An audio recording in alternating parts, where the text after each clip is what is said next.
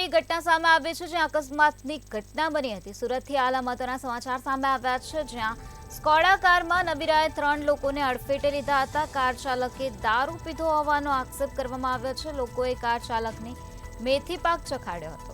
તો કાર ચાલકનું નામ ભાવેશ ચલોડિયા હોવાનું સામે આવ્યું છે। 61 વર્ષીય રસિકભાઈને અડફેટે લીધા હતા। રસિકભાઈ સાથે તેમનો પૌત્ર પણ હતો। તો સુરતના મોટા વરાછા વિસ્તારની ઘટના પ્રકાશમાં આવી છે, જ્યાં સ્કોડા કારમાં નબીરાએ 3 લોકોને અડફેટે લઈ લીધા હતા। કાર ચાલકે દારૂ પીધો હોવાનો પણ આક્ષેપ કરવામાં આવ્યા છે। લોકોએ કાર ચાલકને બરાબરનો મેથી પાક ચખાડ્યો હતો।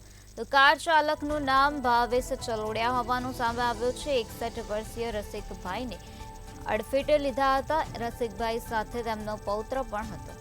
તો સુરતના મોટા વરાછામાં આ પ્રકારે અકસ્માતની ઘટના બની હતી, જ્યાં કાર ચાલકે 3 લોકોને અડફેટે લીધા હતા। સ્કોડા કારમાં નબીરાએ 3 લોકોને અડફેટે લીધા હોવાનું સામે આવ્યું છે। કાર ચાલકે દારૂ પીધો હોવાનો પણ આક્ષેપ કરવામાં આવી રહ્યો છે, ત્યારે લોકોએ કાર ચાલકને બરાબરનો મેથી પાક ચખાડ્યો હતો।